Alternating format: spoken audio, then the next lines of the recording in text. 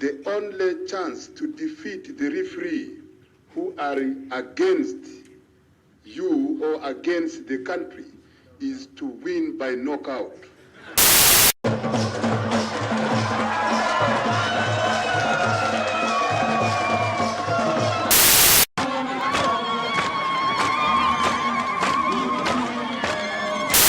Give us the time to. Ready? Go. Also, to drink and overdrunk, it is not very good. You will not even enjoy more.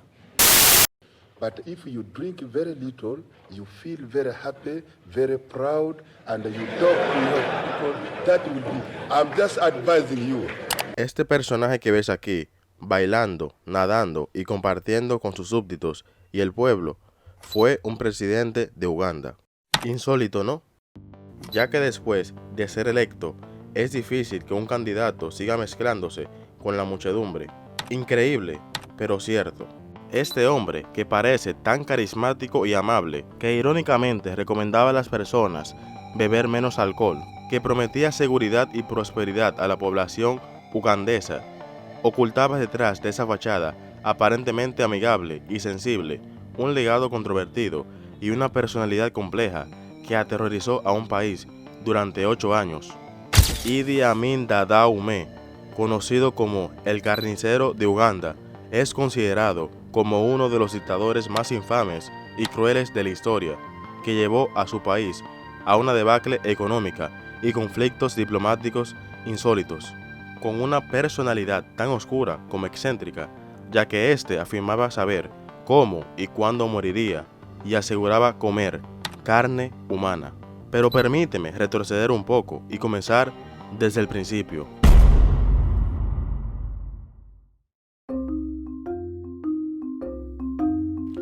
Casi todos los relatos de los primeros años de vida de Idi Amin son contradictorios, ya que no escribió una autobiografía y tampoco autorizó ninguna biografía o crónica de su vida.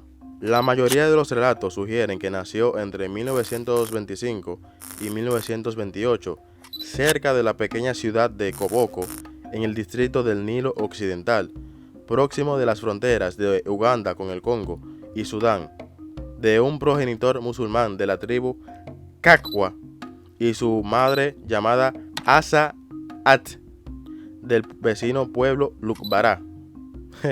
Ya empezamos con las pronunciaciones. Según las informaciones proporcionadas por la familia de Amin y la tradición oral de Uganda, y los datos recopilados en su acta de defunción de Arabia Saudita, Idi Amin Dada Ume nació el 30 de mayo de 1928 a las 4 de la mañana, dentro del cuartel de policía de Shimoni, en la colina Nakasero, donde su padre era oficial de policía. Se dice que su progenitor era Andreas. Eso mismo. La madre de Amin era herborista y había tratado a miembros de la realeza de Buganda. Se le dio el nombre de Idi después de su nacimiento en la festividad musulmana de Eid al-Adha, según Fred Guedek. No, yo no voy a pronunciar eso.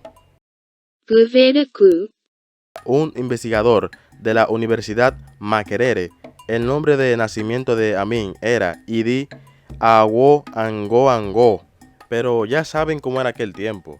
No es como ahora que estamos en la era de la información. En aquella época, guardar documentos no era la mayor prioridad, ya que tenías que estar pendiente de que no te matara el hambre o fueras comido por un león o un caníbal. Abandonado por su progenitor siendo muy joven, Idi Amin se crió con la familia de su madre en un pueblo agrícola del noroeste de Uganda. Ingresó en la escuela islámica de Bombo en 1941, donde estudió unos años hasta que la dejó, ya que Amin no era muy bueno en los estudios. Trabajó en diferentes sitios antes de ser reclutado por un oficial del ejército colonial británico. Se alistó en los King's African Rifles del ejército colonial británico en 1946 como pinche de cocina. Aunque Idi Amin indica que se unió al ejército durante la Segunda Guerra Mundial, muchos afirman que lo hizo al finalizar la guerra. Pero bueno.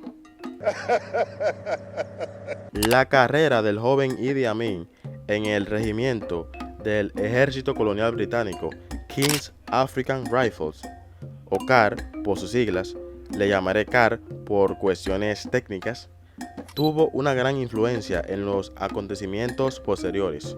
Se podría decir con un poco de exageración que el CAR influyó mucho en lo que se convertiría. Fue aquí donde aprendió a tener éxito ante los ojos de sus amos británicos y también donde aprendió a asesinar. En 1952, su brigada fue enviada a luchar contra la rebelión del Mau Mau en Kenia, la cual fue una revolución de rebeldes kenianos contra el dominio británico de aquella época, pero la rebelión fracasó militarmente para los rebeldes. Poco después, debido a su buen desempeño, Idi Amin fue ascendido a cabo y al año siguiente a sargento. En 1959 alcanzó el rango de Efendi, la más alta graduación posible para un africano negro en el ejército colonial británico. Idi Amin tuvo un éxito temprano en el CAR, llegando a la atención de los oficiales británicos, especialmente por su devoción y habilidad en deportes y juegos de muchos tipos. Idi Amin fue un activo atleta durante su etapa en los ejércitos británico y ugandés. Como puedes ver, Idi Amin tenía un físico imponente, con 1.93 metros de altura y una complexión robusta. Fue campeón de Uganda de boxeo de peso semipesado desde 1951 a 1960, un formidable delantero de rugby que jugó en el equipo Nile RFC, además de un excelente nadador. Mira qué técnica.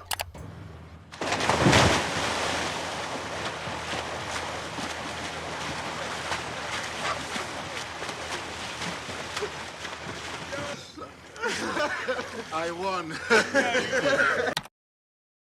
Sus habilidades deportivas no pasaban desapercibidas. Los oficiales británicos lo tenían en cuenta por su destreza en el cuadrilátero.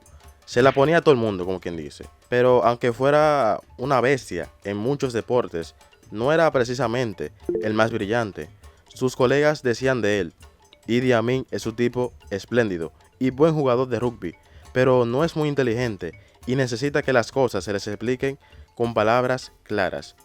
O sea que era muy bruto. Una de las historias más fuertes y tristes sobre el tiempo de Idi Amin en el CAR tiene que ver con actos extremos de violencia. Te cuento que hay una anécdota sobre un grupo de pastores de ganado del pueblo Caramañón que vivía por allá en el nordeste de Uganda, cerquita de la frontera con Kenia. La misión de Idi Amin era hacer que estos hombres entregaran sus armas, sus lanzas y escudos. ¿Y cómo lo hacía? Te vas a estremecer, pero el modus operandi de Amin era bien violento. Lo que hacía era llevar a estos hombres Caramayón amablemente y ponerlos frente a una mesa de safari, y allí tomaba un machete ugandés llamado panga y amenazaba con cortarles sus genitales si no colaboraban. Pero lo peor de todo fue que en una ocasión llegó al extremo de cortarles los genitales a 8 de estos Caramayón antes de obtener lo que quería. Ay, Dios mío. Pero el incidente más bravo en el que se metió Idi Amin, hasta donde los registros llegan, pasó como parte de una operación diaria de las fuerzas coloniales, el cual era parar el robo de ganado entre los pastores en el noroeste de Kenia. En 1962, justo cuando lo subieron a capitán del ejército de Uganda, Amin y su tropa estaban haciendo lo de siempre: desarmar a los pastores de la tribu turcana, específicamente la sección Nuactela, qué sé yo. Andaban diciendo que los pastores les habían robado más de 20,000 vacas. En esa movida, las fuerzas de seguridad mataron a 63 turcanas. Fue un lío grandote, pero lo más loco de todo es que cuando Uganda logró independizarse en octubre de ese mismo año, el Imperio Británico dejó de investigar el caso.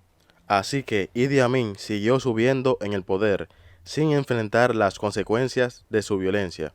Y te preguntarás, ¿por qué las autoridades no lo habían castigado por estas acciones? Bueno, la razón de todo esto es que las cualidades que tenía Amin, como su inmensa fuerza, su uso de la violencia, su aparente falta de inteligencia, su particular estilo del humor y carisma, lo hacían merecedor de ser el soldado ideal.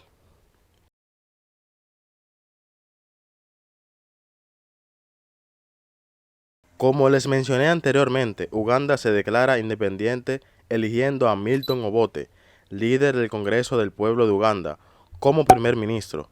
Se proclama la República, cuyo primer presidente sería Mutesa segundo, rey de Buganda. Pero en 1966, Obote lideró un éxito golpe de estado contra el rey de Buganda, erigiéndose como presidente, que a su vez fue derrocado por otro golpe de estado liderado por el mismo Idi Amin el 25 de enero de 1971, aprovechando que Obote había viajado a una reunión en Singapur. Así que el 26 de enero, con sus dos cojones, el general Idi Amin se proclama a sí mismo jefe de Estado. Tan bruto como se pensaba, nunca fue. Como pueden ver, fue una estrategia que utilizó para adquirir más poder y bien que lo logró. Y como todos los gobiernos durante los primeros años de su mandato, todo era color de rosa. Idi Amin ganó el favor y el aprecio del pueblo. Sus humildes orígenes, su habilidad para comunicarse en varios idiomas locales y su carisma, junto con el descontento hacia el anterior gobierno, generaron un entusiasmo por su nuevo régimen y lo vieron como un líder cercano al pueblo. En un gesto simbólico, Idi Amin organizó un funeral de Estado para el difunto presidente y rey de Uganda, Edward Mutesa II, o sea, el primer presidente de Uganda, en abril de 1971. Además, liberó a numerosos presos políticos y prometió celebrar elecciones libres y justas, para restaurar la democracia en el país lo antes posible. Pero como suele pasar en cualquier país tercermundista, este sufre de amnesia y todas estas lindas promesas quedaron en el olvido, ya que pronto empezó a aplicar medidas represivas para consolidar su poder. Canceló el parlamento, prohibió los partidos políticos, destruyó el gobierno local y puso a militares a mandar en las provincias, dejando el sistema judicial debilitado. Esas acciones dejaron en claro que su imagen de justiciero y considerado con los más necesitados era pura fachada, y lo que quería era, en realidad, mantenerse en el poder a cualquier costo. Y algo que he notado en muchos militares que han sido presidentes a lo largo de la historia es que tienden a gobernar con dictadura y no con democracia. ¿No les parece extraño eso? Escribe en los comentarios por qué pasa esto. Prosigo. El 2 de febrero de 1971, apenas una semana después del golpe de Estado, Idi Amin se puso su propio traje de presidente, proclamándose comandante de las Fuerzas Armadas y jefe de los Estados Mayores del Ejército, de Tierra y del Aire. Sin papeleo y sin nada. Cambió el juego, suspendió las reglas de la Constitución y armó su propio club de asesores militares. ¿Y quién presidía? Él mismo. Además, puso a sus soldados a mandar en el gobierno y las empresas estatales, y hasta le cambió el nombre a la oficina presidencial por el puesto de comando. Por si fuera poco, cerró la agencia de espionaje del gobierno anterior y montó un centro de torturas y ejecuciones en su lugar. Y no se detuvo ahí. Usó la policía militar y otros grupos para mantener a raya a los que no estaban de acuerdo con su régimen. Después del golpe de Estado liderado por Amin, Obote buscó refugio en Tanzania, donde el presidente Julius Nyerere le brindó asilo. Pronto, alrededor de 20.000 refugiados ugandeses que habían escapado de la dictadura de Amin se unieron a Obote en Tanzania. En un intento por recuperar el control de Uganda, estos exiliados organizaron un golpe de Estado en 1972, pero la operación estaba mal planeada y no tuvo éxito. Idi Amin, viendo esto, toma represalias, castigando al ejército de los partidarios de Obote, masacrándolos en los llamados cuarteles de tortura. El pana de Idi Amin, Muammar el-Gaddafi, le aconsejó expulsar a los asiáticos de Uganda. Este último también tiene una historia tan excéntrica como la de Idi Amin. Si quieres saber su historia, házmelo saber en los comentarios. Prosigo. A partir de este consejo, en 1972, Amin declaró lo que él consideró una guerra económica, que consistía en quitarles las propiedades que pertenecían a asiáticos y europeos residentes en Uganda y expulsar a más de 80,000 asiáticos de Uganda. Uganda will be independent after this, my decision, after I want to see that the whole Kampala street is not full of Indians. It must be proper black and administration in those shops is run by the Ugandans. Would you like to get all Asians out, really, sir?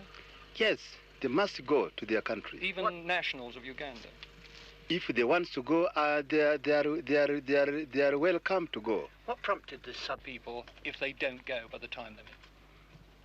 I think they will be sitting like they are sitting on the fire. I will tell you this. You just wait after 3 months. What will you do to them? Okay, you will see. You said you wanted Uganda. I think they will not sit comfortable here in Uganda. I will tell you this. I must actually tell you the truth.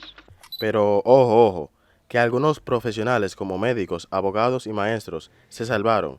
El lío es que las empresas y propiedades que agarró se las entregó a sus seguidores, pero la gestión de los negocios fue un desastre y las empresas colapsaron por falta de jefes y empleados realmente capacitados. Los nuevos empresarios, casi todos militares, no sabían ni por dónde empezar y terminaron jodiendo más la economía de Uganda de lo que estaba.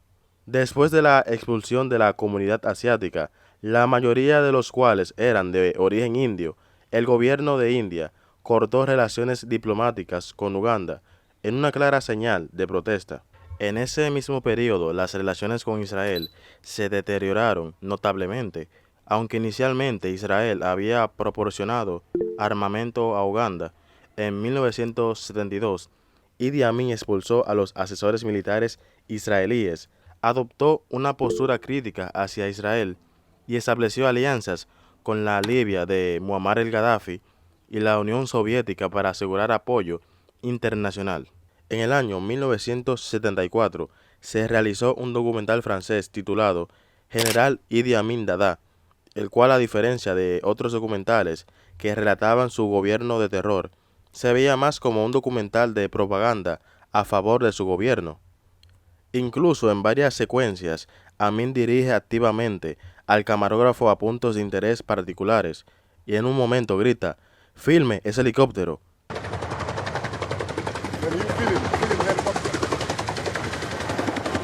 O sea que prácticamente era el director del documental. En ese documental, Idi Amin expresa sus creencias abiertamente en teorías de conspiración antisemitas, llegando incluso a afirmar que los judíos estaban envenenando el río Nilo. They can poison the water, River Nile, from Uganda. Además, discutió abiertamente sus planes de guerra contra Israel, incluyendo el uso de paracaidistas, bombarderos y escuadrones suicidas. If I am to prepare the war against Israel completely, no, I don't want very many army, air force and the navy, just very few. From inside with paratrooper or? With the paratrooper, with everything completely, and also bombing by airplanes, and having few squadron of suicide. Idi Amin también expresó abiertamente su admiración por un señor de bigote particular, sin mencionar el nombre, para evitar problemas con YouTube, y afirmó diciendo: Hitler hizo bien quemando 6 millones de judíos. Oye eso. But is it true that you said Hitler didn't kill enough Jews during the war? Why do you ask me about Hitler? Hitler's problem is now past tense. Debido a estas actitudes por parte de Idi Amin, Estados Unidos redujo su presencia en Uganda, cerrando discretamente su embajada en Kampala. Muchos catalogaban el régimen de Amin como racista, errático, impredecible, brutal, inepto, belicoso, irracional, ridículo y militarista. Me siento obligado a poner este meme. Racism, sexism, homophobia, transphobia, xenophobia, anti-Semitism. Y no era para menos, debido a que el gobierno de Idi Amin fue una época de terror en Uganda, donde no había lugar seguro para nadie. Imagínate tú, perseguía y liquidaba a la gente por su etnia, religión, profesión o simplemente porque le caían mal. Desde líderes políticos, religiosos, hasta periodistas, ejecutivos y hasta artistas donde estaban en su lista negra, dejando un rastro de muerte tanto por motivos políticos como por simple diversión. Se rumorea que prefería mantener su paradero en secreto, cambiando frecuentemente de residencia y a menudo durmiendo en lugares pocos convencionales o improvisados. Durante los 8 años de dictadura de Amin, los asesinatos dejaron una cifra de víctimas incalculable, pero se estima que fueron entre 80.000 y posiblemente hasta 500.000 personas. Pero, ¿qué sé yo? Ya saben cómo son estas cifras. Pero, ojo, de todas formas, incluso las 80.000 muertes estimadas deben ser tratadas con asombro, ya que esta cifra representaba el 0,8% de la población total de Uganda. Y hablando de eso, algo que he notado es que cuando hay una matanza con mucha gente de por medio, la gente parece restarle importancia, pero cuando se trata de una sola alma que se va de manera trágica, ahí sí que se arma un lío, ya que, como dice el refrán, una muerte es una tragedia, 1.000.000 de muertes es solo una estadística. Con el transcurso de los años, el comportamiento de Idi Amin se tornó cada vez más errático, impredecible y escandaloso. Después de que el Reino Unido le mandara pa'l carajo en el 77, el tipo se inventó, oye eso, que los ingleses estaban rendidos y se colgó la medalla de conquistador del Imperio Británico.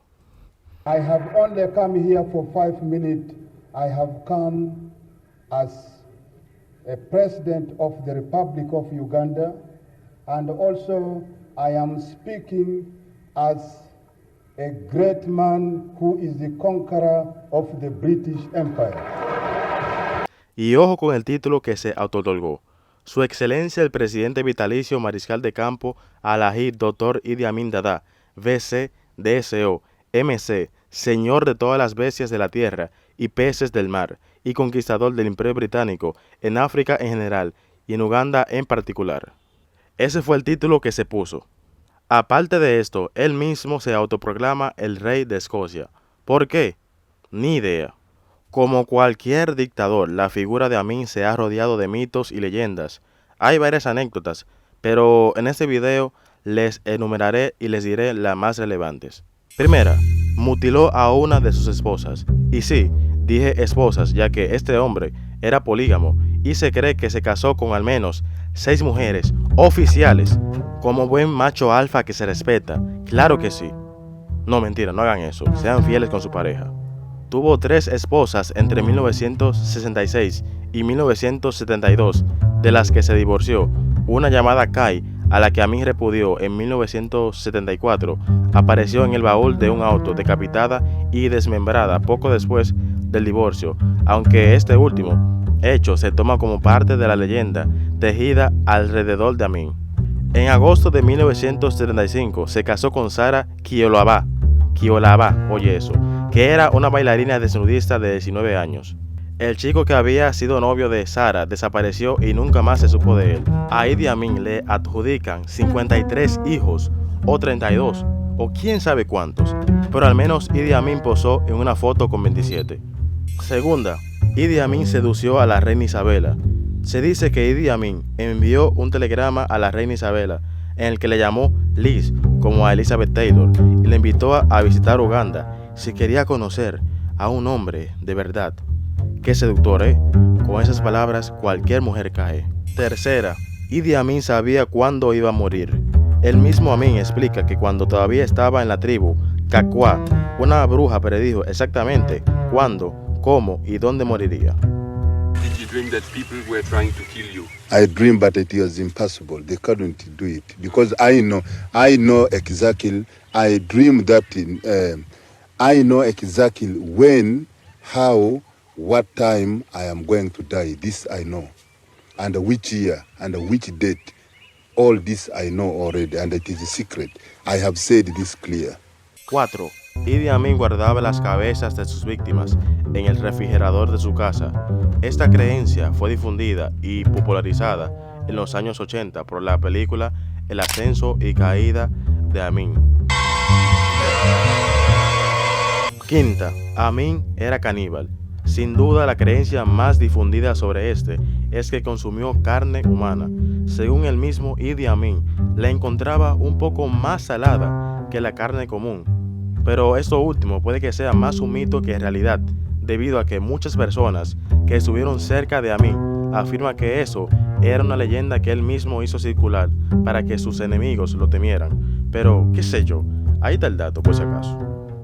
Y esto es muy común en figuras históricas, ya que como expliqué en el video de Hetty Green, que por si no lo vieron se los dejo aquí arriba o en la descripción, una persona tan extravagante y compleja como Idi Amin, es imposible que no se rodee de tantas historias que sean difíciles de distinguir de si son reales o no.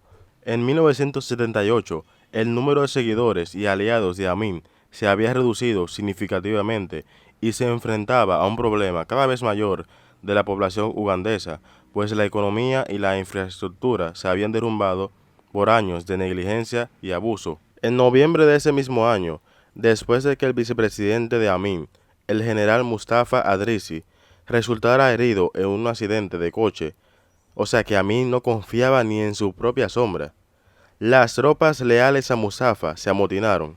Amin envió soldados contra los amotinados, algunos de los cuales huyeron por la frontera con Tanzania.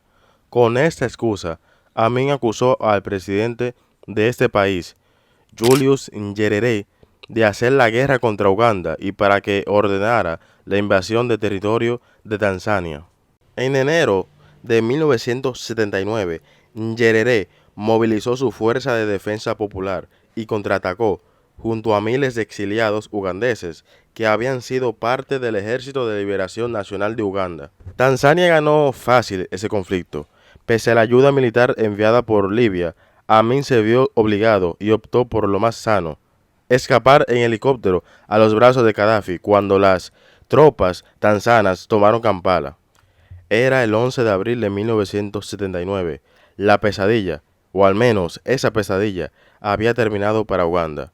Amin se refugió en 1980 en Arabia Saudita, al amparo de la familia real saudí, que le dio un generoso salario mensual con una condición: que se alejara de la política y no abriera la boca. Amin obedeció gustoso y vivió varios años en las dos últimas plantas del Hotel Novotel de Jeddah. En 1989 intentó regresar a Uganda para liderar un golpe de estado, pero en el Zaire, por orden del presidente Mobutu Sese Seko, fue detenido, puesto bajo arresto domiciliario y devuelto luego a Arabia Saudí. Murió el 16 de agosto del año 2003, a los 75 años, por una insuficiencia renal en el hospital de Jeddah, sin ser condenado por sus actos. Nadie supo si ese fue el día que él predijo que iba a morir.